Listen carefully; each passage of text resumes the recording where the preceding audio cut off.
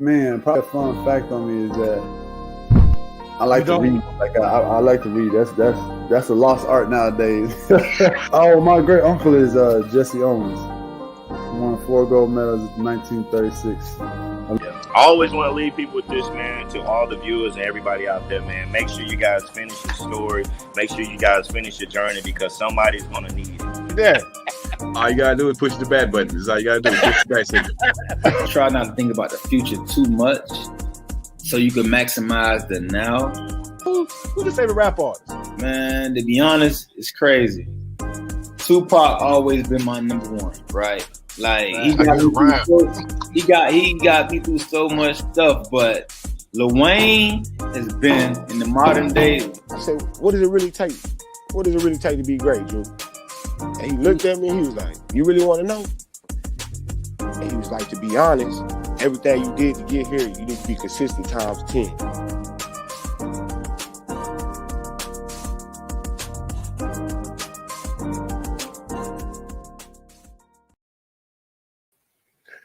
Welcome to the Fantasy Inside Live Show. It's your boy, Coach Lee. It's Thursday. Weekend is on the horizon. I can smell that bad motor, Joda. Man, it's time to run one with you guys. With that being said, what's up, Lounger Leroy Jr.? Hey, what's up, man? See, you caught me with my hand still in the cooking jar, man. Still trying to get things together, man. Like, shoot, but look, just like that, we back on this Thursday with this Fantasy Insight Live show. We're going to be talking about draft strategies in the first round of the draft pick. But before we get this started, I got to stream way up there to the Bean, home of the Boston Baked Bean, man. Get our guy 2 on up in here. Way up in there, baby. I can smell the weekend coming. It's Thursday. Can't wait. How y'all doing tonight, everybody? I was doing well until you had my ears bleeding with this singing. Like, what was up with the singing? You need a little bleeding for the ears, man. It's gonna be a lot of that. You know where you're from, man. The marching and all that. Drumming time about to start. Hey, I see my guy, the fantasy football guy. He hanging out with us. Definitely got any questions, man? You know, chime in. If you see anything that we say you want to chime in, comment. We'll post it up here. We'll talk about it. Yeah, but he's in the junior league, man. It's his first year. You know, he came in talking smack. So, hey, man, we run a big league here. So I want to see if that pays out. Yes, sir. Hopefully it does, man. Hopefully I don't look like, you know, one of the bad people in the league, man. I ain't talking about you. I'm talking about the fantasy football guy who's viewing it. That's his actual name. Fantasy football guy. Oh no, it came up. No. His comment just came up on mine. His comment just came up. Lost shout out to that fantasy guy. Yeah, man. Hopefully you do good too, man. Hopefully I don't be slapping you down up and down this season, man. Hey, y'all in the same league. So, you know, it's funny. We're talking about our league, the junior league, and that's the league we're in. So we got a lot of good topics. We'll be talking about the first round draft pick. We got 12 things that you should avoid doing. 12 common mistakes doing this draft strategy to avoid. So we got a lot of good things that we're going to talk about. And we're going to talk about our team names. And one thing that people don't know, if you're new to our fantasy football leagues, we do a $25 gift card that for the person that's voted to have the best team name in all our fantasy football leagues. So it's voted by the group members in our Sports Talk with Friends group. But we got a lot of big things going on this year. So, yeah, big things popping. That was a lot. Sorry. That ain't a lot. It's just some great information. Not all the information, but you know, some common ground information. These things here, these Dallas Cowboys. There you go. I'm starting to think you use that, man. He does. I do for props. He put his wine in there.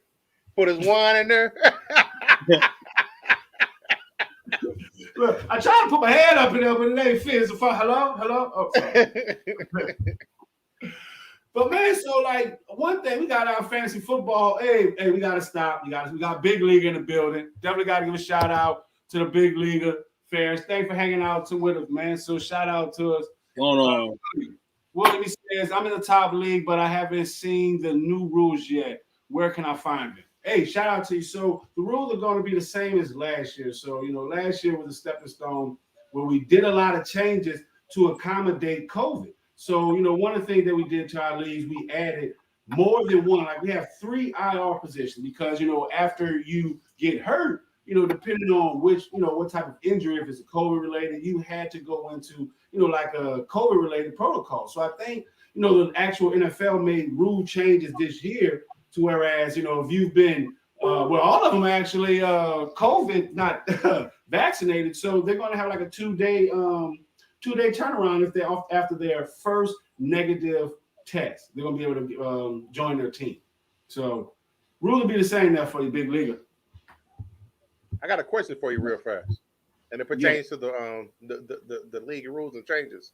So I did also see, if I'm not mistaken, for if a game can potentially it can be forfeited if you don't have enough people because of COVID. Ain't gonna be no moving to a Tuesday, Wednesday, or Thursday game. They said if you ain't got enough people, you just take an L for that day. So how do you think that's going to ultimately affect fantasy football? That's gonna impact a lot, but because one thing, shout out to the Atlanta Falcons. I think they were like one of the first teams 100%. To become 100% vaccinated. So shout out to those guys. Those guys are not losing any money, and they won't have that. They won't have that problem. But they got to win at something. They come back or something. You're going to do that.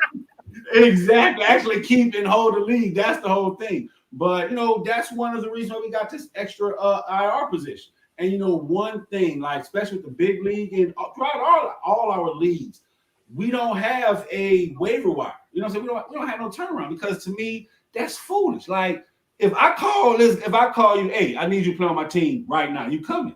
You know what I'm saying? Like so that's how it is. So with that we don't play no waiver wire. If you go pick a guy up, he's on your team right there. There's no turnaround. But I think that's like turned on in the free leagues because it's free. Who cares? And they're beginners.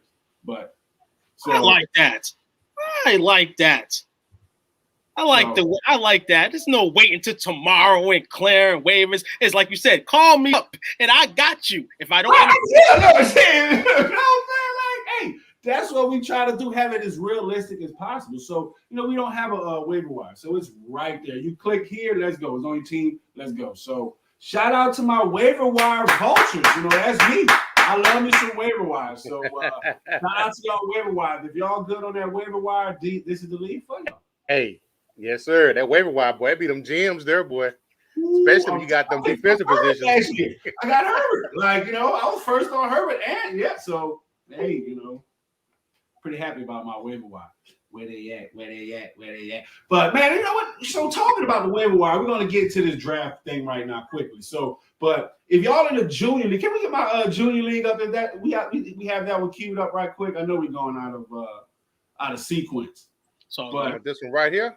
Yes, I gotta tell y'all, I was really happy with me. I came up with this name. Like I say, we take pride here with Sports Talk with Friends in our team names.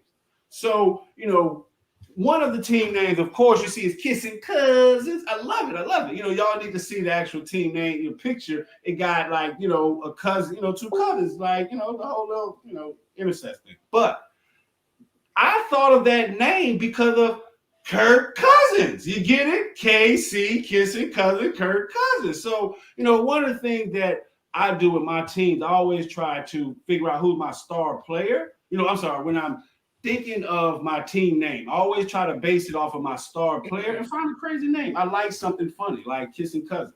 So it didn't piss a lot of people off, it pissed a lot of people off, but it's funny. And that's what to me fantasy football is. It's gotta be funny, talk smack. So yes.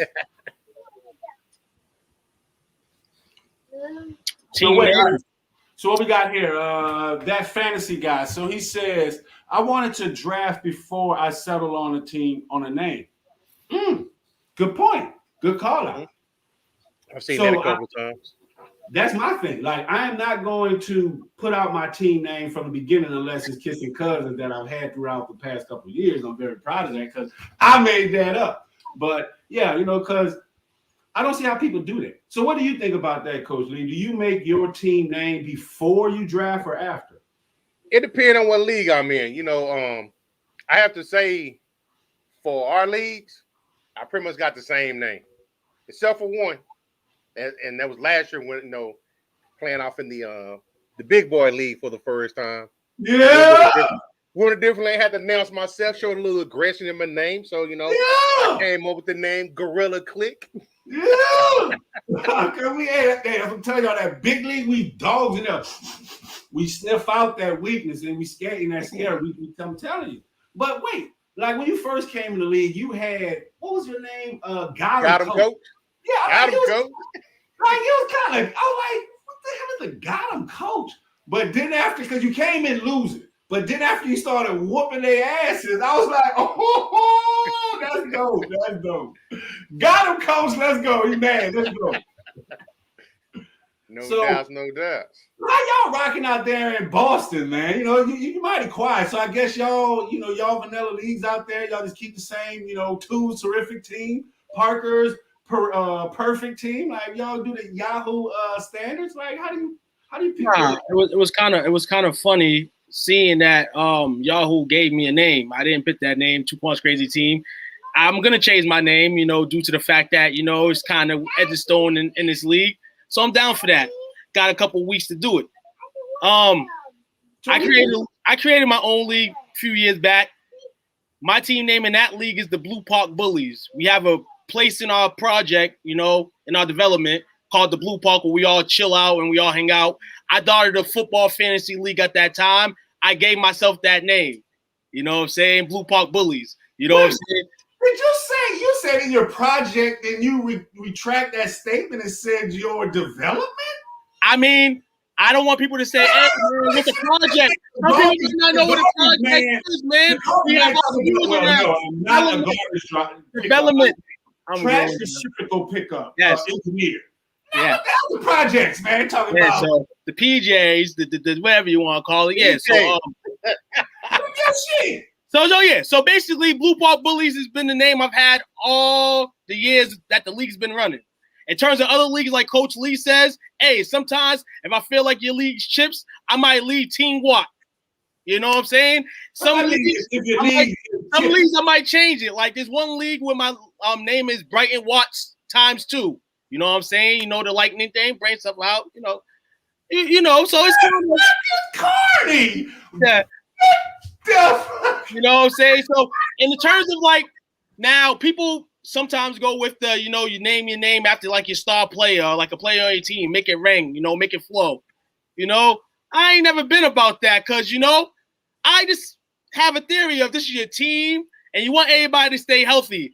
But I just have this sense that if I name it after one of my players, that player may not be there no more. And I don't want to change it. So I'm not going to put a player's name in my team name. That's just not what I'm going to do. Now you talk about that in the big league, like one of my strategies, like I would change my team name every week based on my opponent. You know what I'm saying? Just to talk shit. Hey, this is how we do it, man. It's the gloves off, man. No ball. Man, get it going, man. No ball. You got to do something different things during the week to get your blood flowing. Your opponent's blood flowing. Because during the week you're gonna be, like you said earlier before we started doing these shows, you're gonna hear a lot of chatter, except if you don't win. You gotta win to stop the chatter. You know what I'm saying? So, shit. We gonna talk win, lose, or draw. You don't show up. Hey man, I'm telling you, we one of those. We're one of those freaks. Like you can never do right by it. It's never enough. You can be to knock this dude out. Be like, well, you didn't do that last time. It took you too long. Exactly. And hey, matchups based on how many times you play, how many weeks. You ain't getting that get back unless it's in the playoffs. So you better make it count every week, man. Because agreed. I'm like me, like I say, me, especially us in Sports Talk with Friends, our league, we put a lot of clout on these team names. We love it because to me, that makes fantasy football and that shows the uniqueness of every coach. Like, I hate that. And then I hate that. And then I hate seeing leagues where everyone just has the same vanilla helmet. Let's get that off, man. Let's get some logos and stuff going on. Hey, man, thanks for hanging out with us, that fantasy guy. What do you got up here? He says, I need to know you guys' Yahoo fantasy rating that will let me know what level y'all on. You ain't need to let you know, man. Hey, boy, we dogs, man. I already checked you out. You already platinum. He diamond level. You're supposed to be the scout at that. Like, I got that already. I already scouted you out. You haven't played in leagues with teams over 12. So You ain't ready for It's Slim Pickens then. You ain't ready for it, oh boy. You know what I'm saying? Definitely. Hey, I'm gonna let you know. Since we over here, scooping and I guess judging a book by its cover.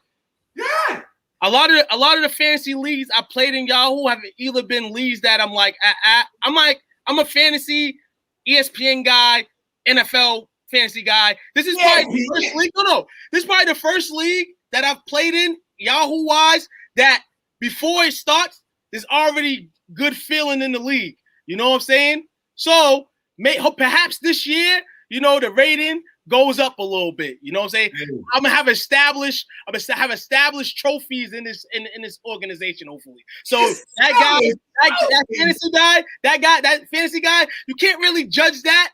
You got to still go out yearly and go out and do your thing, baby. So, spoken like a guy that came from ESPN. I'm telling you, we had a guy. Shout out to Chris. He came a few years. He came from the ESPN. He played years, and they were like, "Oh well, no, I always play ESPN."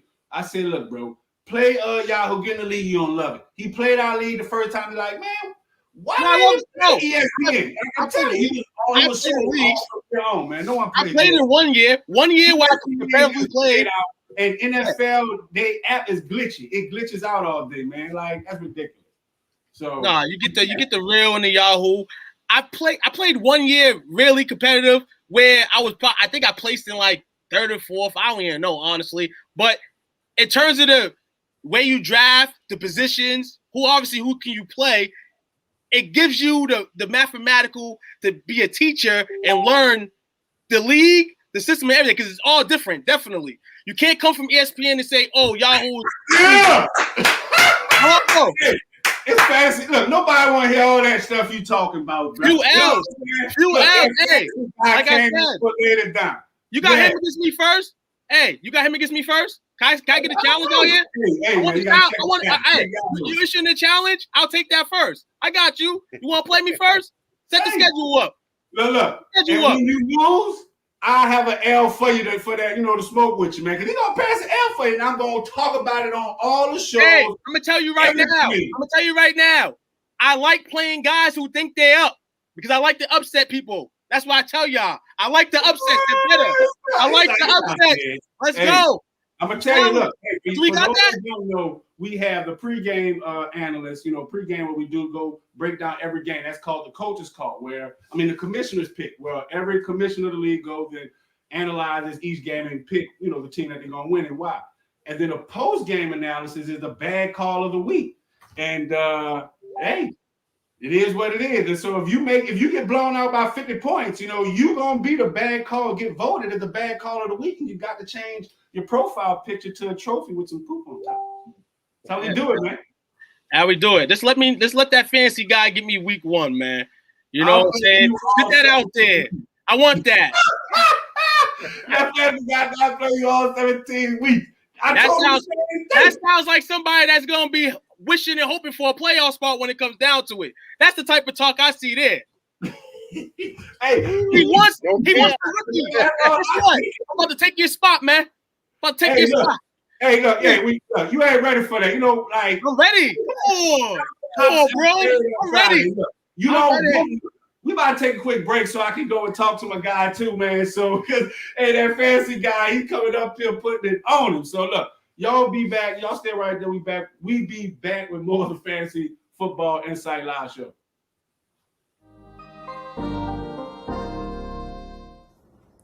Hey, what's going on, man? It's cornerback Delvin Breaux here from your favorite team, New Orleans Saints. I just want to go ahead on and give a shout out to STWF Media for allowing me to come on and talk about my testimony, my story, and also talk fantasy football. I just want to say thank you, man, for the honor. I appreciate you, man. Y'all make sure y'all tune in tonight at 7:30 Central Time. Bro Show out.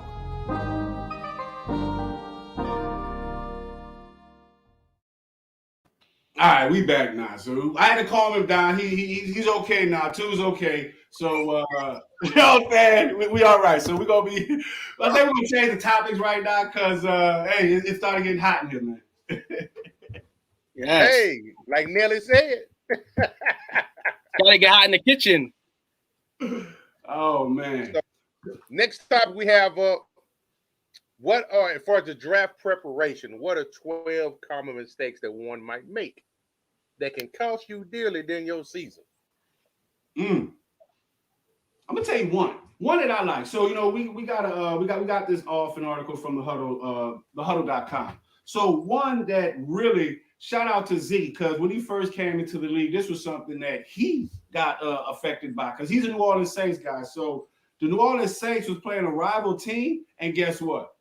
He benched his New Orleans Saints guy, and he went off because he didn't want to play him against another team, something like that. So with that being said, no feelings in it. Yes, do not be a homer. No one likes a homer. Expect for that homer heavily drafted players from your favorite team tends to lead an entire season of hangover-filled Monday mornings. This also includes taking a specific player over better options just because that player is on your favorite team. Be objective. So what do you think about that, Coach Lee? Being a homer, does that pay off? Yeah, it don't pay off, man. I find myself to being able to separate it. Just like, all my kids play for one high school, and they just happen to be in the district of the high school I went to. I always wanted their success, but I always told them, you got to take this L. So I'm able to separate that. And so with that being said, I can draft a Cowboy player or two, but I'm going to make sure if it's not a good matchup for that week, I'm going to sit them down. I ain't got no problem with that. Actually, it might take out more of the anxiety. Nice. Well, you can see me. I'm a homer. I wore the Saints jersey. I just flashed about just a smidgen of my Saints paraphernalia. But what you think? What you got on this, too? What do you think about drafting a homer? Being a homer. I agree with both of you guys. I'm not going for the homeism. There's a million Cowboys on the board. I'm not going to be a homer at all. If round situations come up, I'll end up with that player, okay. But I'm not thinking in my mind like Cowboy. I'll probably get the kicker. I'll get the field goal kicker. That's what I'm thinking in my mind, like the field goal kicker. Like the way my Cowboys been operating for years, it's like we know the field goal kicker's going to get 3. We ain't too sure if the Cowboys going to get 7. So, Hey, but in all, don't be a homer. Don't be a homer. As bad as the Atlanta Falcons, their star player is Young Ho Kick. Whatever their kicker name is, like that is the best fantasy football option on the Atlanta Falcons team. But honestly, me, I stay away from all Saints players because, that's my favorite team. And it makes watching the game a little bit different because, when I watch a Saints game, I want to enjoy it, not count stats. You know what I'm saying? So I rarely, people are like, oh, why you don't have any Saints? I'm like, yeah, I don't. I root for the Saints. I don't want them on my team, So I don't like that homer effect. Like you say, it cuts down the anxiety and, it's your home team. So it makes you hate the home team. Exactly. It makes you, there's too much going on Sundays. I know it's probably the same with y'all as with me, boiling before the game and then during the game and then, of course, after the game. And then regardless of it's social media or going to work or whatever, saying Monday morning or Tuesday morning. So, yeah, man, it's a lot, so you want to think very heavily before you want to go home. I know somebody that like to pick off Patriots, and I don't know why. And I tell them, what you going to do during the game? You're going to burn you, right? Exactly. You're going to burn. Like literally like 60% of this team with Patriots. I'm like, dude, you're not going to win. And he's looking at me like, oh, well, they got Brady. Well, everybody knows Brady in fantasy. We know at a certain point, that production level. But wait, you were talking about Brady. What production level? He hasn't produced since the early 2000s. So, I'm talking about in terms of fantasy, like when it goes, like I say, if you want to pick Brady. In fantasy, he hasn't been a top 20. No, it's not about being, not top 20. But like I said, you have your weeks in fantasy where you get points, or your team overall may be good enough to get some weeks in. But fantasy playoffs and stuff, I say, hey, if you draft Brady, you're potentially probably going to have him in fantasy playoffs. And either way, you're not going to win the championship with Tom Brady. That's what I always say. You're not going to win a fantasy championship with Tom Brady as your quarterback because back in the day, the third wheel. You got 3? Huh? You say 3? Brady's a third wheel. He's a third wheel quarterback. Okay. Yeah, man. Like that's what I say. Everybody here at home loves it. This is one of the things to avoid that hate. Me being Uncle Leroy, I was against. So it said, stay sober. And I was bad like, right. Like, I don't want to get around my partners and be not sober. I mean, be sober. Like, what the hell? No, we drinking buddies. So it says, stay sober. While it may seem silly, yes, don't let one draft party of hard boozing affect the entire season of fantasy football. Party it up after the draft and celebrate your soon-to-be championship roster. No. If you come to our draft party sober, you're gonna lose. Like, no. So that person, boy, it was nothing but shots floating around that bad boy. Hey, we actually got clippings in the group, so y'all can check that out. So, so that fantasy guy says Tom Brady was decent last year. After he got out of the Patriots, yes, he was decent, but I mean, it all falls down. I mean, when you got weapons like he had, you should expect a whole lot more. I mean, he had Godwin, Mike Evans, he had Antonio Brown, he had Gronkowski, he had Brady, he had the other. I mean, he had all of these options. He should have been a top 2 fantasy football quarterback. So yeah, he was decent, but given his that he doesn't offer upsize. He's like a small drink. Like, that's like at the Dairy Queen. They ain't much got the upsize option. You just get the small. Like, nah. So what do y'all think about that stay sober? What do you think about that pretty quickly? No, you got it. Like you said, man, you gotta have some drinking. You also gonna be an L. You know what you drafting for? You know what I'm saying? What you preparing yourself for? You know what I'm saying? Rather you got to drink or you got, you know what I'm saying, tote. You know what I'm saying? Are we in middle school? Is this like a middle school fantasy football draft party? What the hell? Like, you don't want no balloons, right? Hell no. Pull up. Me myself, I get there and I get it on early so I can sober up so I can drive home. Hey, as long as you good, go home, man. You know, drink responsibly, you know, and now it sounds like a Heineken commercial. Drink responsibly, like, oh, everyone, out of here, man, get your Uber. Got your people that, you know what I'm saying, might pick the wrong pick in the draft and may cry a river. You know, I don't want that to happen, but you know. So that leads to the next point. So it says living in the past. Assuming successes and failures from last year automatically will carry over to this year's result is a quick trip to Loserville. Each year is brand new and requires a reset of the old memory bank. Now, in fantasy football, it's a week-to-week game. It's not a season game. So that's how you got, if you have that whole mindset where, I got to have a season-long team, 2 L's. You know what I'm saying? It's week to week. You got to set your lineups for every week. So it's positional week to week. So living in the past, what do y'all think about that? What do you think about that too?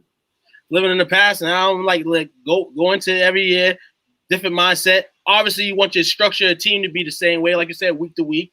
You know, it's not a season long. You know, week to week, anything can happen. You can have your magicians that are waiver wire guys that, you know, flip the market or, you know, strategize their team based on the weeks. You know, you got people like that. Or you got people like that fancy guy that's like, oh, well, you see a rookie, I'm going to beat him. You know, you don't want to do that. Go into every season.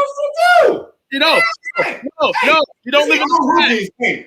Everyone that's it's your first year, like, you will not be able to post, comment, or do anything in our group until you. I'm about to make history here. I'm about to make history. Telling you, about to make history. Because last year, one of our seasons, it was week 9, Coach Lee? He couldn't comment. He lost so many times he couldn't comment until week 9. He texted his partners like asking them to post what he wanted to say. He's like, we go. And look, he come in just like everybody. Oh man, I've been winning all these leagues all my time last year. Yeah. He was playing with the CPU. He was playing with the CPU. Look, when they come in, we just like, hey, I don't normally do this, but when I do, you know what I'm talking about? I'm a fantasy football champion. You hear me? Let's go. Big dog. I know. Congratulations to you. Congratulations to everybody that's in this league. I can't wait for y'all, but I'm going to let y'all know this right now. We don't ride like that on this side, not on the east side. I'm opening the gap early with the chat, and then I may not stop. and y'all might want me to be now because once I don't stop, it's gonna be a problem for everybody. We've already look. We got the 411 on you. You know what I'm saying? We know who you draft. No, that's the wrong script, homie. I just told you you don't pay attention to your team. I just told you my script every year. So you're just like that white for this fly. Nah, talk about me. Yeah, man. I don't know. So talking about that. So draft by the rules. Knowing your league scoring structure, lineup composition, and or bylaws generally results in utter failure. At minimum, it translates into a loss of points. So let me say this. So a lot of people, when they were asking about our leagues, they was like, do we have a way, do we have that extra person, that wide receiver, that flex position? Then they also wanted to have that extra defensive player. So I'm like, oh, okay, I see. All right, got a little game. So one thing with our league, they'd be like, oh, about some of our league, we only have 2 PPR leagues. They'd be like, oh, why you don't have a PPR league? because we do bonuses. That's a big difference. So we don't have a PPR league, but if your guy get a 50-yard like a 50-yard pass and a touchdown, oh man, he deserves it. He deserves champagne, bottles pop. You know what I'm saying? Like, we do bonuses for that. So it's not a PPR league, but we do bonuses. So if your quarterback throw for 5 touchdowns, man, come on now. This man going home getting celebrated like Barack. So look, we got to get this man some points for that. So it pays off to know the structure and especially the league, the way it's scored, your league scoring. Definitely pay attention to that because that will determine how your draft goes. What do you think about that, too?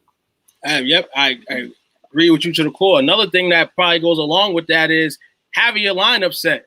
You know what I'm saying? Making sure that your lineups are set. You're correct with what you're doing because you ain't got no time once that game starts.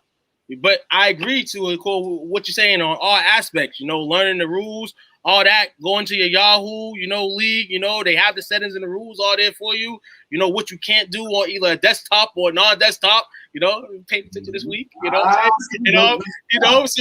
and things of that nature. So definitely know your rules, know the structure. You got time. You come over here, lounging Leroy, the champ. He'll give you the rules. He ain't gonna give you the strategies to win.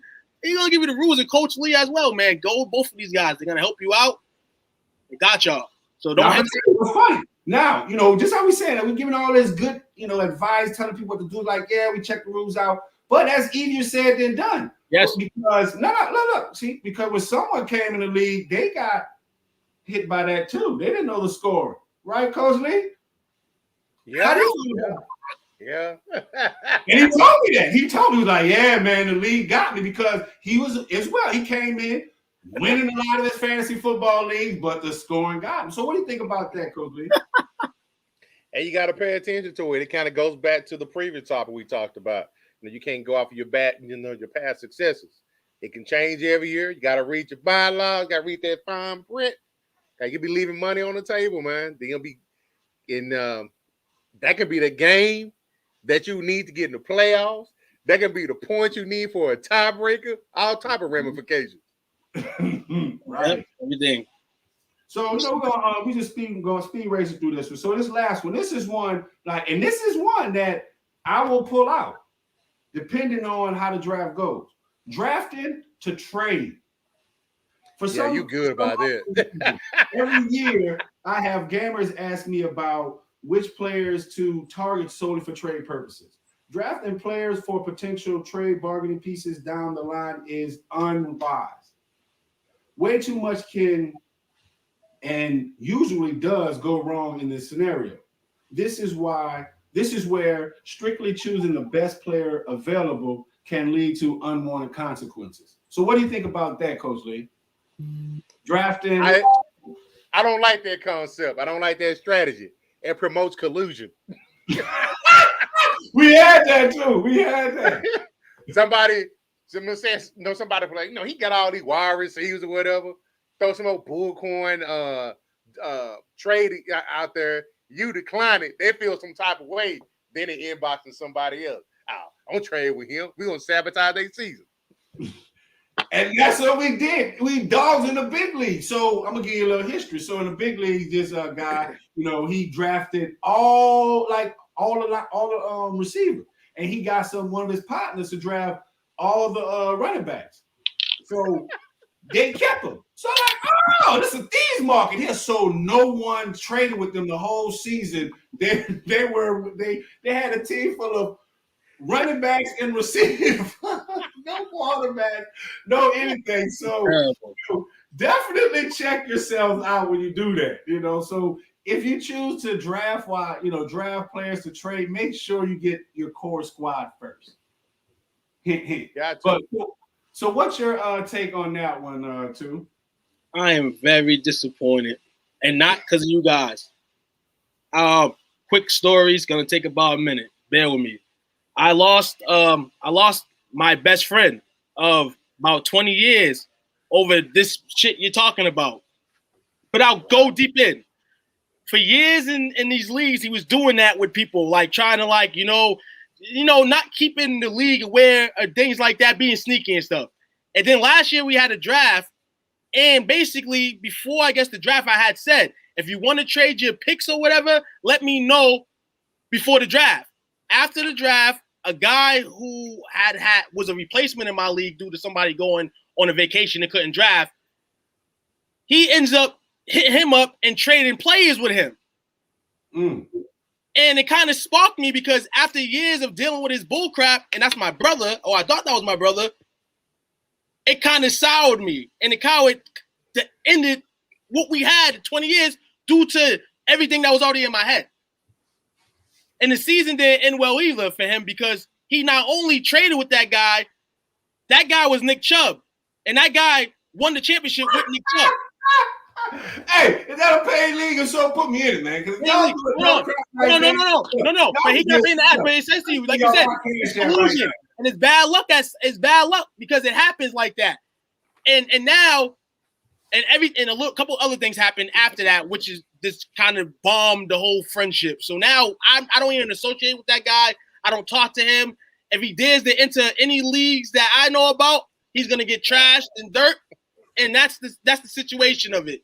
You say, hey, people tell me, you say, hey, was it deeper than that? Yes, it was deeper than that. A 20-plus year friendship ending over stupidity at the end. That means for a while, he wasn't really on your team anyway. So that's all. All right, now see, you said you was a commissioner. I've seen you've had trouble with this, and we've had it as well. So as a commissioner, how do you handle that? Like, because, I'm pretty sure that other players, other coaches were complaining. They was like, okay, this person got all of me, doesn't want to trade, or it's an unfair trade. So how do you deal with that? The way I kind of dealt with it was first, as you said, everybody else, all the players that got to deal with this, they got to deal with them. Then it's kind of like we all grew up with each other, so at the end of the day, we can come with an ultimatum. We didn't do anything to him at the end of the day. I said to my bro, because I thought this was my bro, my family, like, yo, you always can communicate with me. You always continue to do dumb stuff. You don't got to do this. I said, but at the end of the day, we all got to play for the championship. That doesn't mean you're going to win because this trade happened or not, But inside, it's just like, that you're not supposed to do this type of stuff. Why do you do it? Like, because it makes no sense. It makes no sense. I mean, it does, especially if you're playing for money. Everyone wants that so-called do something for that competitive edge. But yeah, man. So me being a commissioner, because one thing, I do not change the settings. I do not touch the settings once the league starts. So the only thing that I do is make adjustments for the next season because this was in a 2-quarterback league. So on what I did the following season, I put limits on the amount of people, the amount of player positions that a person can draft. So you cannot draft 5 wide receivers. You cannot draft 4 quarterbacks. So that's the way I dealt with that, happening in the game. But yeah, just a shout out for those that will see this stream that's in our league. Yeah, don't ask me to touch anything during the season. I don't touch it. I only make adjustments after and before. Exactly. And people can read that. Like, people can see when you change the setting. So the worst thing you want to see is somebody that's actually paying attention to the league and going in the transaction that's going on. And then somebody sees that the commission changed the setting. Like, nobody wants to see that ever. Like, that type of guy is we've been doing this for a long time, like 10 plus years. I used to do that, man. Like when I didn't have people that were joining the league, man, I was about 4 different teams. I had my godson, he was in the 1st grade. My little cousin was in the 2nd grade. They had fantasy football team. They was like, somebody asked me, like, Alvin, how you picked up this player for that team? I said, wait, y'all can see that? Yeah, that was years ago, man. So that's just, like I said, the evolution of our league. But, I'm just saying that to show, everyone go through the same struggles as commissions from the startup of your league to actually once it's established and then once it's, going to the next level like ours. That real talk. So, man, we got to, take this quick break and be back with our draft picks. So, we got that 1st round draft pick. So everyone's wanting to know who to take in the 1st round. We actually got some insight from our Sports Talking Friends Facebook group on who to pick in draft 1. But before we take this quick break, I'm asking, so Coach Lee, what is your draft day approach? Now, we visited this before, but what's your draft day approach? For me, I like to pay a lot of attention to the sleepers and the rookies coming in, how they perform, what teams they went to, projections, because those could probably be some guys after the big run on all the starters is gone that I can get in bargain rounds, like 7th, 8th, 9th round picks, or perhaps pick them up off the waiver wire. I've had some success doing that. True. Talking about that, that's one big thing for me. Like, I don't know if all these are like this, but for me, after a draft, I immediately hit the waiver wire because one thing, 2 things for certain, that not everyone was at the draft party and everyone that was at the draft won't be there after it ends. So they still going to have gems on the waiver wire before they close it. So that's a big thing to do. So I definitely check out the waiver wire after the draft. So, but going into the draft, my whole thing is to, I want to draft at least the top 5 of each position. So if I can do that, I think I'll have a successful year. So before we take this quick break too, what's your draft day approach? Like draft day, take a little off Coach Lee, kind of looking for those sleepers, not necessarily sleepers, but like, those 2nd, 3rd receivers, what I'm saying? Some of those backs that are sharing touches with somebody, what I'm saying, that due to success of a running back or a receiver the year before, their downgrade, in production could come and somebody else's go up, so things of that nature. Obviously looking at who's taking who, gives you a brain for how the draft's gonna go in your eyes, and it's always something to be picked up that doesn't get picked up. Okay. Bye weeks. Gotta look at the bye week. But I'm a person of bye weeks too. When I first entered the league, I used to be strong on that. I used to pick my team based on weeks, kind of have a gap in there, so I'm not stuck with having 2 or 3 people off week 11 and 12. But no. I understand that. It got me some success. But then you started seeing, once you get success, certain things leave, and you got to add on to the success. I used to do that. That was a draft strategy years and years ago. Hey, you got to watch. You don't want to draft and have everyone with the same bye week. But who the hell cares? I'm a GM. I'm trained. You know what I'm saying? Way before that. So that's all I'm saying. Before I actually understood how to trade, I used to draft like that. I used to draft and make sure that everyone was, didn't have the same bye week. Now who cares? Because I'm a trade. What kind of changed that though? What kind of changed it? Honestly, the way the game's played. Now, to me, the way the game's played now, the way the QBs are more in the shotgun and things of that nature, it gives everybody a chance for opportunities. You know what I'm saying? Because it's more of the field you see. So I feel like with the numbers, a lot of people were saying, and the league's overfluctuated. The numbers are overfluctuated. Or this person could throw for 300, 400 yards and, this and that. So I take a note of that too. You know what I'm saying? The league's changed. That's why I say strategies can stay. Some strategies can stay the same, but a lot changes year by year, like positions, players, and obviously teams, defenses. And like you said, certain things you don't need at that point. You can hit the waiver right after the draft. You know what I'm saying? You'll see a hot market, a couple hours before your game, and when you switch, it may help you out. Fact. Hey, that's another thing. So, one thing with our leagues, someone drop them, you can pick them right back up. I don't play that because at the end of the day, you know what I'm saying? If one team be like, look, bro, I don't want you, and another team call them up, they go the next day. So there is so if you drop the player, another person can pick them up. So you got to be careful on who you drop because someone can immediately pick them up in our league. But, hey, we're going to be back with more of the Fantasy Football Insight live show. We'll be back with our draft picks. Sit tuned. What's up, world? Tyree Robinson, man. New Orleans Saints veteran. Hey, man, make sure you guys go check out my guy, man, STWF, the media, man. Check them guys out. Y'all want to get sports talks with players, with fans, anything like that, man, go check them guys out, man. That's the place to be if you want to talk sports. Who that nation?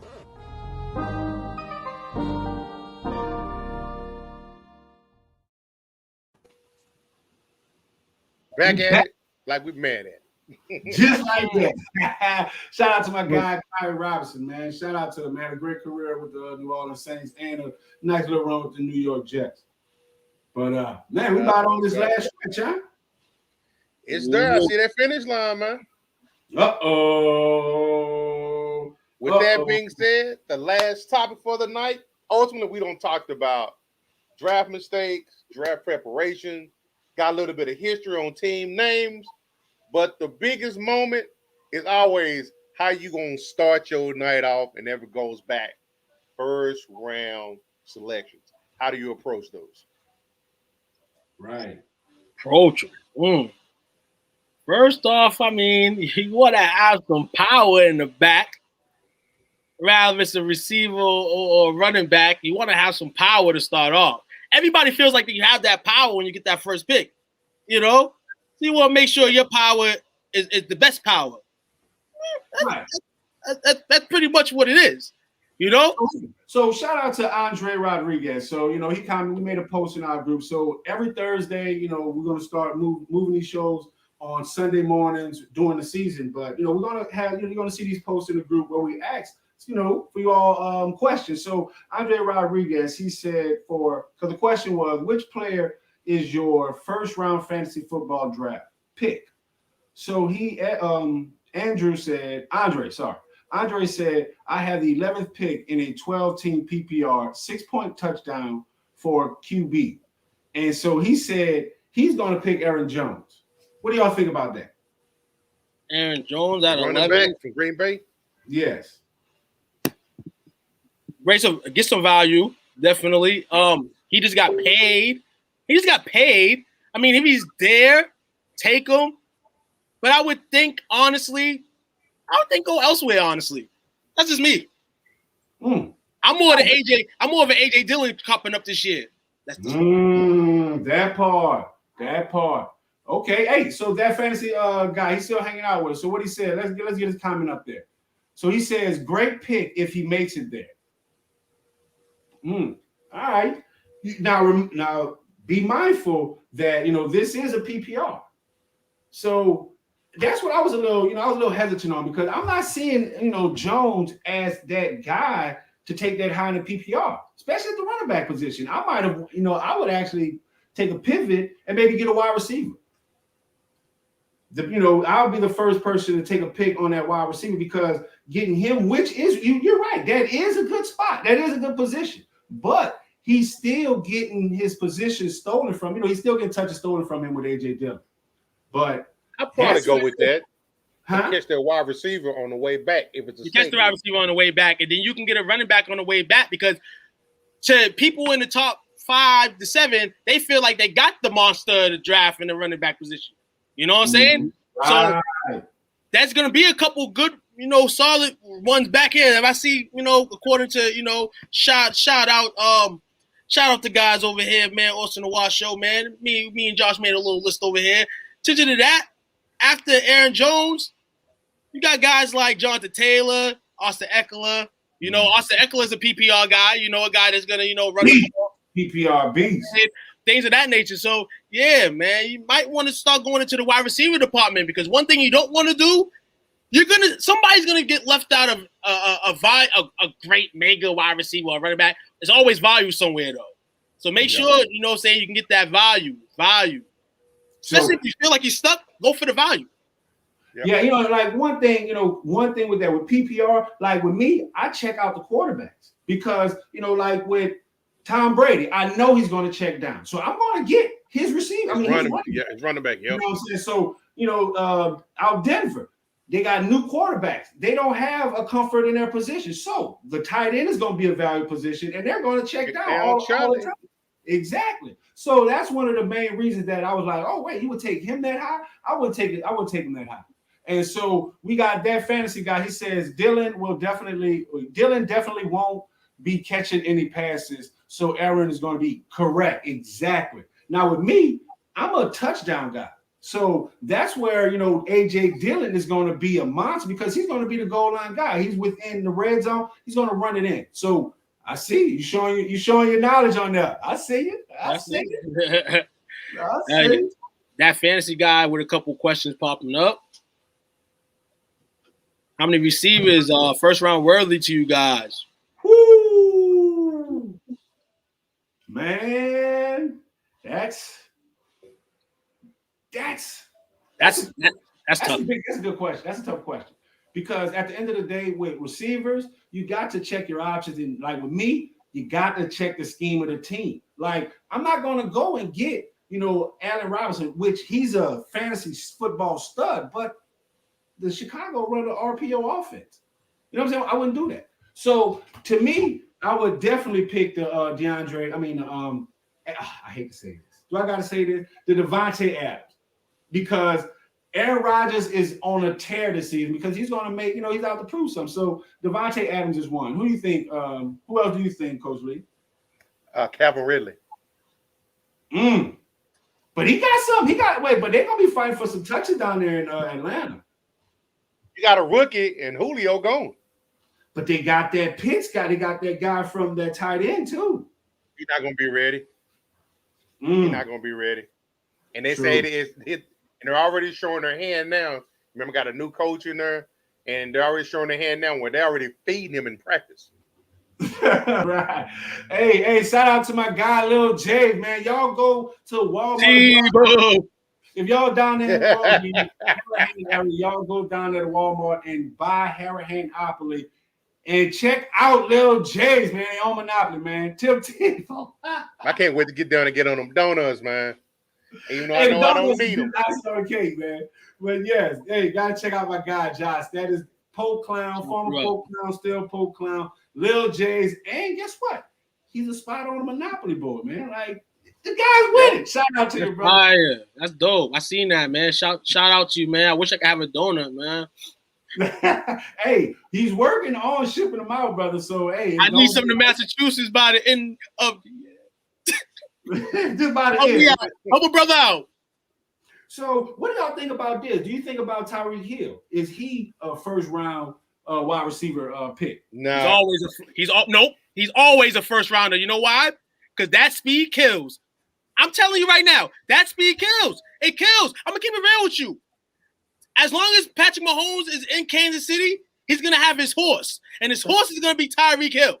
That guy Tyreek, I'm gonna say that. People say in a PPR league, huh? What? In a PPR league, I'm going with Kelsey. An option out there in Kansas City. No, I said receiver. Receiver. You said we're changing the question right now. Just rewind.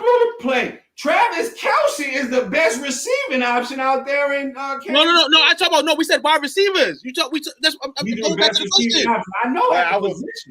Our receivers are first round worthy. Tyreek Hill's always first round worthy. No, only the reason he's first round worthy because he was doing kick return. Or should I say sorry? No. Or should I say sorry? Or should I say sorry? My fault. Not in terms of first round, first wide receiver. If I have to choose him, and he's there, and I get a running back, because I'm probably gonna go running back. But nah, Tyreek Hill in terms of the receivers on the board at the top. No, I'm not taking Tyreek out that list. So watch this. Travis Kelsey is his average draft position is number 10. In the first round, he's in the top 10. While Tyreek Hill is at 14. So right there, numbers don't lie. Travis Kelsey does his thing. I think this year, Kelsey takes a little nosedive, but just don't say nothing to me yet. Okay. All right, so we're gonna quickly go before we get up out of here. So this is where we have the top. I'm gonna just go through the top 20 first round picks. So number one, and just tell me, do y'all agree with this? So number one, Christian McCaffrey. He's been the top in the PPR. He's been a top draft pick. What do you think about that, Coach Lee? Man, that injury bug, man. I'm starting to put him up there with Barkley in that area. Is he gonna be there every Sunday? Exactly. Is he gonna be there every Sunday? Is the contact too real right now in the NFL? You know. So what do you think about that too? Christian McCaffrey at number one. No, I don't like it. Personally, I don't like it. Personally, from the standpoint of just the injuries last year and all that, yeah, you know, he's that guy in PPR, but I don't think so, man. I think this could be another injury coming in. I like Chubbard. I like Hubbard Chubbard. I like the backup running back. Let's go, Chubbard. So, you know, I don't know how that they ranking him so high, and he has a whole different offense. Everything's different from last year. So I don't see, I don't see where the high expectations are for him to be number one. He came off an injury. You know, he has a totally different offense. The quarterback's different. I don't know why they draft him that high. I don't see that. So next option we have Alvin Kamara with the New Orleans Saints. What do you think about that? He gonna eat because he's all they got. He's available. And I'd like that. I like that better than McCaffrey because he's available. Yeah. I like guys who are available, not hurt.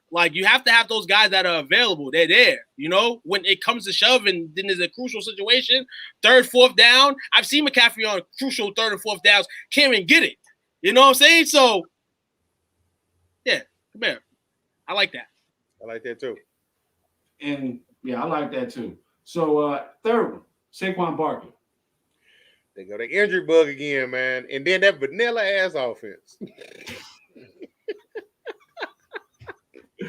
Vanilla, definitely. They still have offensive line woes that they haven't, they haven't fixed that yet. So you can't get a guy. Quarterback. So they gonna be 9 men in the box. Fact. So what do you think about that one, too? I want to ride with Say. I want to ride, but the offensive woes on the line and all that just makes it hard. But if I had to pick between Saquon and McCaffrey this year, I would pick Saquon. That injury last year proved to the first year where I felt like he was a little gassed anyway. Because this was me with him.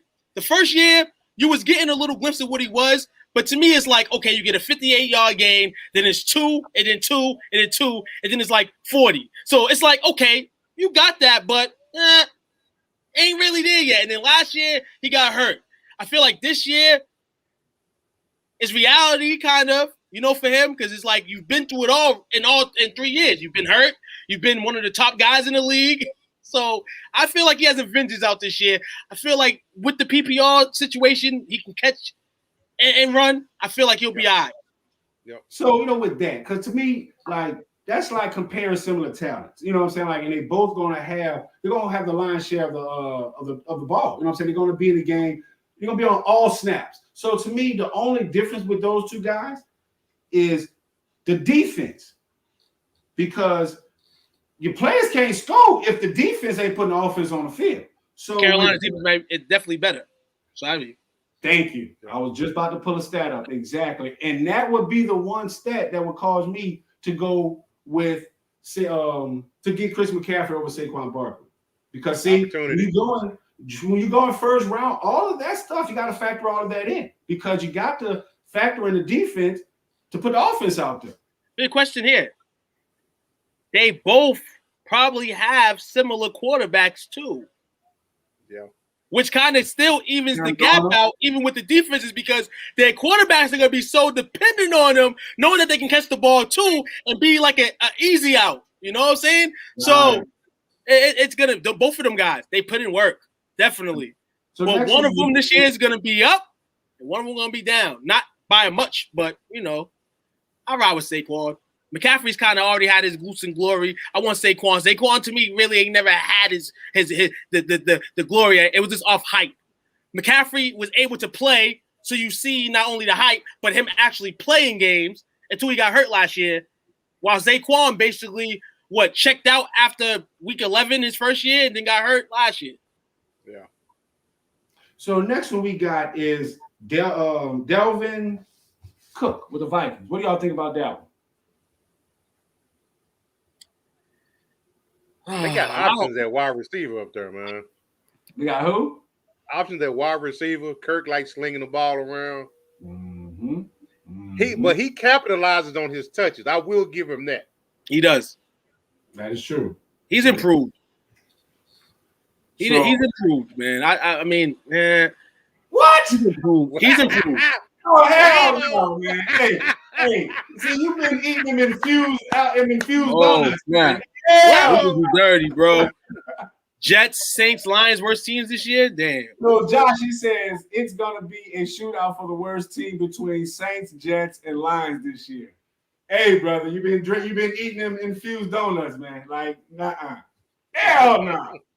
And he's a Saints fan, so shout out to him. So, man, definitely gonna be watching out for that one. But so, one thing you got to pay attention to too is that division. They got some good quarterbacks in that division. So, Aaron Rodgers is going to be throwing that ball. So, Dalvin Cook might be, he's going to have a good season. He's going to get his touch. But to me, for him to be drafted that high, I think that whole division is going to be passive. Yeah, it's going to be passive. Especially, I feel like the Vikings schedule, too, the first few weeks. Kurt may be forced to sling that football. Facts. He's going to have to. Don't sleep on Kirk Cousins, guys. If you drafted QBs, don't sleep on Kirk Cousins. You heard what Loud Leroy said. Those quarterbacks in that division going to be slinging them things. I don't know about Andy Dalton, but you know what I'm saying? Andy Dalton's going to be on the bench by week 2. Market. So that's what I'm saying. Those guys will be throwing in that division. So definitely, watch out for that. But so next one we got is, okay, y'all might like, well, that's the 6th one. But the 5th, we got Derrick Henry. What do you think about that one? Yeah, he gonna do his thing regardless. That's automatic. And now they got Julio there. He gonna do his thing regardless. How do y'all think that? Like, I mean, that changes the whole narrative. I mean, because no, it doesn't. So I'm an NFC South fan, and I've seen Julio cut up. Julio wants the ball. So you that think ain't Julio's team? So you think he went out there not to get the ball though? He didn't go out there voluntarily. He got traded there. Julio out real quick. That run game travels.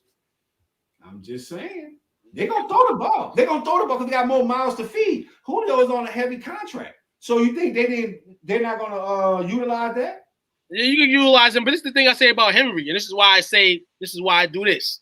Because this is how he's been the last 3-4 years. So if he does fall off this year, then congratulations to him, because what he's doing at the running back position, we look for in running backs. We want in running backs, and we don't get that. You get people like Saquon and CMC getting injured. You get Zeke dealing with different problems. You don't get that. Henry off the field, on the field, beast. So I hope this year, and it's automatic. You know why? Because he's healthy.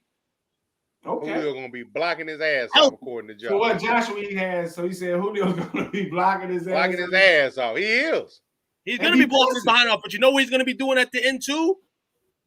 Hopefully he's rested, because they're gonna need him when it matters. They got AJ Brown over there. Got a couple other not Josh Reynolds. Sorry, you got a couple other good threats over there. They're gonna be good. Just don't overlap Henry. Just don't overlap him. Use that other guy Harris too. I mean, Evans. Use him. Shout out to Josh again. He said it's Henry's team. And that's the whole thing. Now, to that point, so Julio is older than these guys. So how, you know what I'm saying? They're going to want to pay respect to what he said. So it's going to be a locker room battle if he doesn't get a touch, if he doesn't get his looks. But he's in a situation, honestly, in Tennessee, unlike Atlanta, and though they had Calvin Ridley, they were so dependent on Julio Jones. So dependent on him and Atlanta. So now he comes to Tennessee with a guy, Mike Vrabel, who's coaching, he's the Belichick tree. You know what I'm saying? He's going to tell him the proper things to do. You want to listen to a guy with experience, not at the Super Bowl level yet because he hasn't been there with the Titans, but a guy with some pedigree? Listen to me. And we'll grow together. You see this over here in the Titans? Don't mess this up over here. You know what? Not true. The reason why I say that Henry gonna do his thing, Because you just said Vrabel is from the coaching tree of Belichick. Belichick comes from Parcells. They gonna run the rock. And guess what they do? And guess what they do unlike Belichick?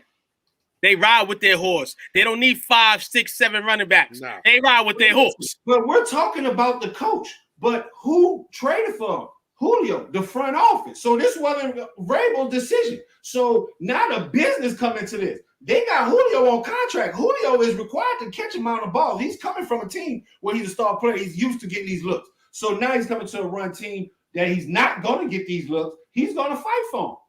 So he got that horse on the other side lined up for him.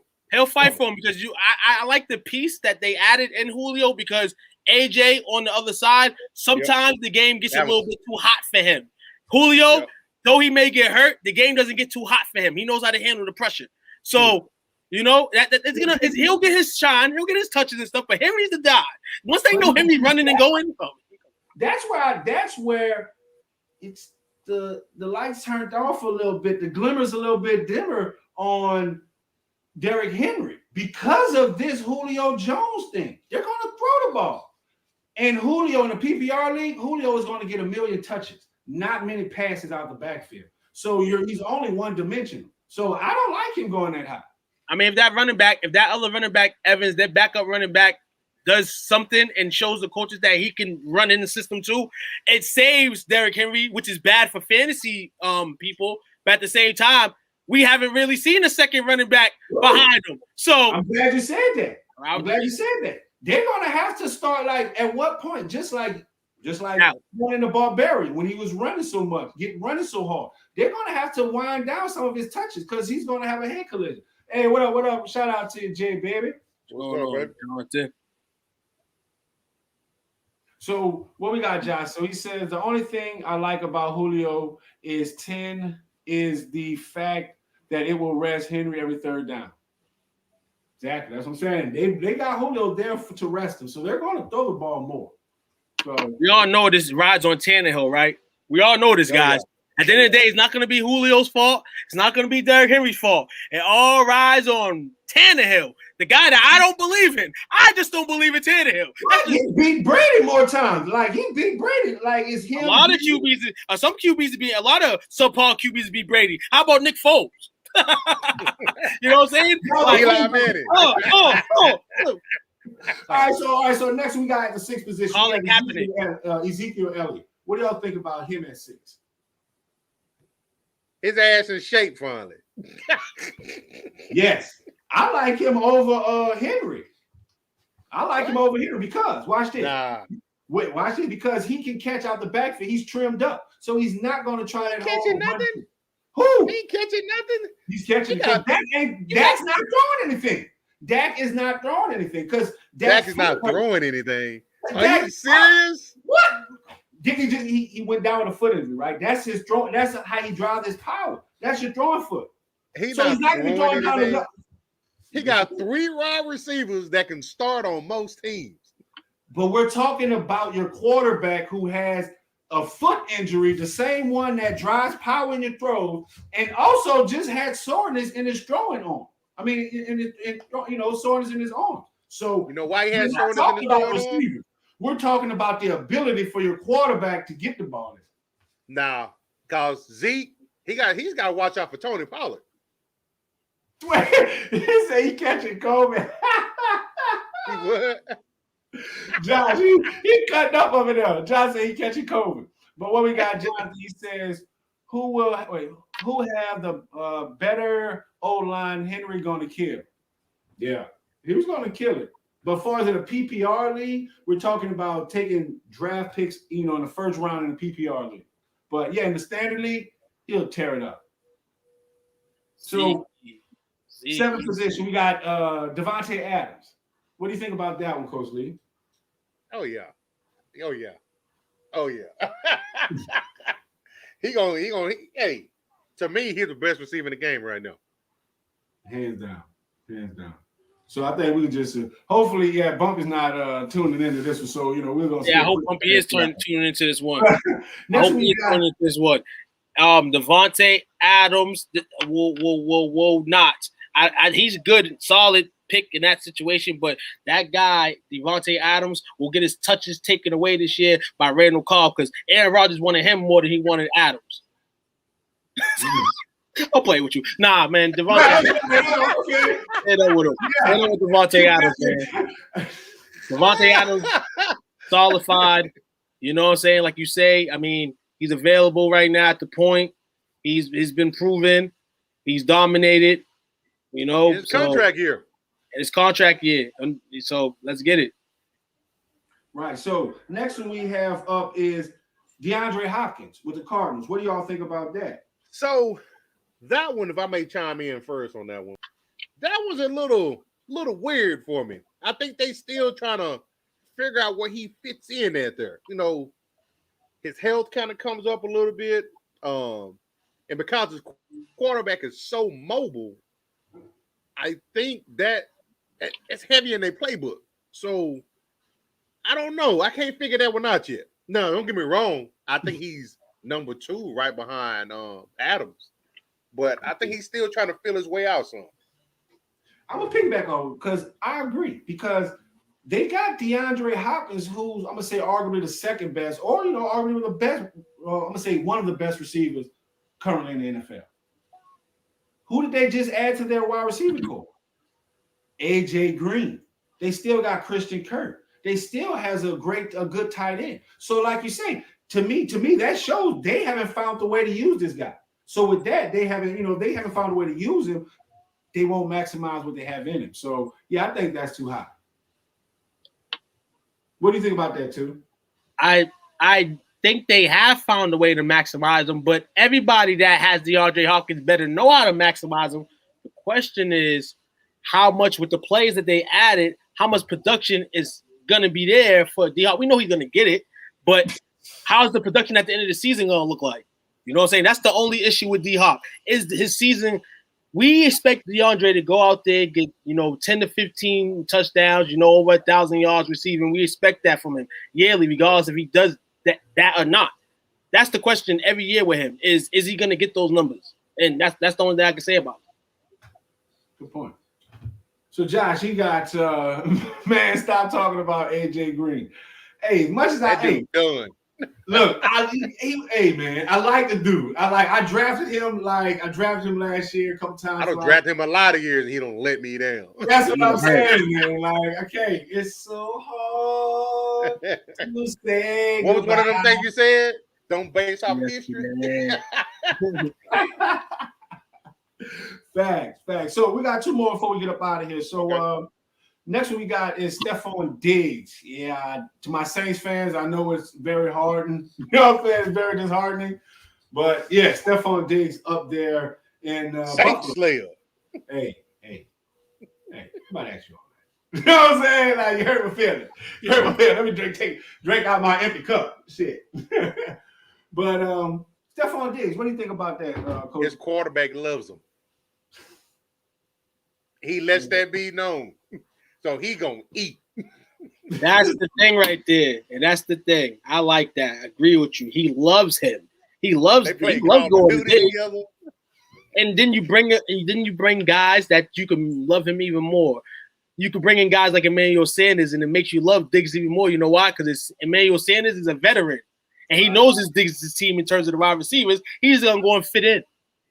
And one thing that's good because, Emmanuel Sanders, he can do the short route, the curl. He's not afraid of doing the curl route, do the 10 and in. You know what I'm saying? While Stephon Diggs going to stretch the field. So that makes them a whole lot more deadly. So that whole receiving core, they're on my radar because they have a good tight end. They have good, running backs. They let the wrong man go. They let the wrong man go in Minnesota. Yeah, I agree. They let Diggs go instead of Thielen. They should have let Thielen go. Because Thielen, after a point, his value is going to go down. Justin Jefferson already got that locked down. Yep. Right. Should have kept Diggs. Right. Exactly. That's the point. Sanders isn't afraid of his role. Exactly. Good point. So last one we have is Travis Kelsey. So is he at the 10th position? Yeah, it's solidified top tight end. Yep. Top tight end. after years of struggling and not being able to take Gronk's position, he's finally done it. That's a good point. Before we get up out of here, I want to, because there's only a select few tight ends that you would draft this high, like ever. And most of them came from New England Patriots. Gronkowski, and then it was Aaron Hernandez. Jimmy Graham. Jimmy Graham used to be that guy. Jimmy Graham. He should have stayed his butt. He should have stayed in New Orleans. New Orleans, Jimmy Graham used to have people screaming every Sunday, dog. Shout out to this fool right here. He assumed the same role as Jimmy Graham. Drew Brees made Jimmy Graham. Jimmy Graham wanted to start talking about, he wants to get paid like a receiver. You know what I'm saying? Same type of foolishness. Now Michael Thomas, he had the most receptions. Now he's doing this foolishness. Man, get off the gas with that. Yes. Be a team player. I just had to put that out there. But I don't like Jimmy Graham because of that. But yes, he was a beast. But he still wasn't wide receiver one, because at that time they had a plethora of wide receivers. I mean, round one. Wait, did we draft Jimmy Graham? Did y'all draft Jimmy Graham in round one back in those days? Jimmy Graham was for sure. Jimmy Graham was on that list. Him and Gronk. Gronk was before him, though. I think Gronk was before him. But yeah, I think he was Jimmy Graham. I think back in the day, people were drafting Jimmy Graham in the first round. Another thing with Kelsey, you got to remember, I remember who his quarterback is. And his head coach. He's going to get the rock. Yes. And Travis Kelsey knows how to get open. You know what I'm saying? Like the guy's open. I know a couple of, for a little bit of time, and it probably still so, you had, it's always Kelsey and Kittle. Kittle had big moments, but until they get their quarterback situation ironed out, his production ain't going to be where it ultimately could be. I was there with Kittle, probably going over Kelsey, but then I found out something about George Kittle. And I mean, I'm a wrestling fan too, but he's a wrestling fan. And wrestlers get hurt. Come out and shake it. So I can't even pin him over Kelsey in that regard. So Kelsey is the top guy, a guy that I like, and he's trending upward. And I don't know how the team's going to be, but that dude, Dan Waller, yes, sir. That's yes, sir. And I wish that he would have had his life together, when he first got into the league. But because, damn, what a discussion that would be. Gronk, Waller, Kelsey, Kittle, like prime time. Because, I mean, I thought, honestly, this is a normal fact. When that first year in Las Vegas, when he balled, I thought he was like a second-year player rookie. Somebody told me, like, yo, he's been in the league, alcohol problems, all that. I said, what? Mm-hmm. Yeah. I didn't know that. Yeah. Yeah. But Josh, give y'all a little quick tidbit on, drafting with tight ends. First-year quarterbacks, they're going to make their tight ends. So that's the biggest thing. But, one thing that I didn't like about Kittle, that turned me off with Kittle, well, I say Kittle Corn, but George Kittle, is he never had a quarterback. Like, it's crazy. He had that one flash, and that was it. So once he gets a quarterback, I think he'll be back truly that top tier tight end. But until then, Jimmy G's days are numbered. He's right. Yeah. The 49er fans know that Jimmy G days are numbered. But before we get up out of here, man, y'all got any last thing before we give our shout outs? Man, shout out to you fellas, man. This is my neck of the woods. We talking this gridiron, talking that fantasy football. I know good things got to come to an end, but we'll mess around, talk for 3-4 hours straight on here. What? Hey, man, for real. Look, because this is what Sports Talk with Friends, how it was started. It was a group that was started to keep all our fantasy football players together. So I didn't have to send emails and communications all over the place. It was just a centralized place for all the coaches, and it morphed into this. So, hey, man, shout out to you, Josh, baby. That's my guy, man. That's family right there, man. That's better right there, man. Like, shout out to you. Salute to you, man. Salute. Yeah, that's the digital leash right there ringing. So, we got to make this quick. Oh, yeah, man. Shout out to you guys. I want to give a shout out to Sean Flaherty, man. My hat, Public Garden Flight Crew, man. Tap in their website, man. Public Garden, www.publicgardenthebrand.com. types of apparel, things of that nature. You know, you can grow a little in your pot. You know what I'm saying? Here in Massachusetts, if you know what I mean. You know, keep tapping in. Coming on there with that gangster, you like growing Massachusetts, you know. Don't grow. You don't grow. You gotta grow that. You know. I come up to Massachusetts, man. You know what I'm saying? Okay, I know what you're saying. Know what I'm saying? That's about, man. And hopefully everybody has a good weekend. Shout out to all you guys that's been viewing, watching, sharing, subscribing during the week. And we got more for y'all. Hey, this dude Uncle Leroy. As long as Leroy don't say Leroy without the junior, I ain't got nothing. I'm just ready to go. And it's Friday tomorrow, and it's Thursday today. Thursday. I got nothing to do. But man, I'm out. What you got, Coach Lee? Hey, man, said my piece. Like I say, appreciate y'all coming in here tonight. Like, comment, subscribe, share this damn video. Let's do this. See y'all in about 72 hours or something like that. Other than that, appreciate y'all fellas. Peace. Peace.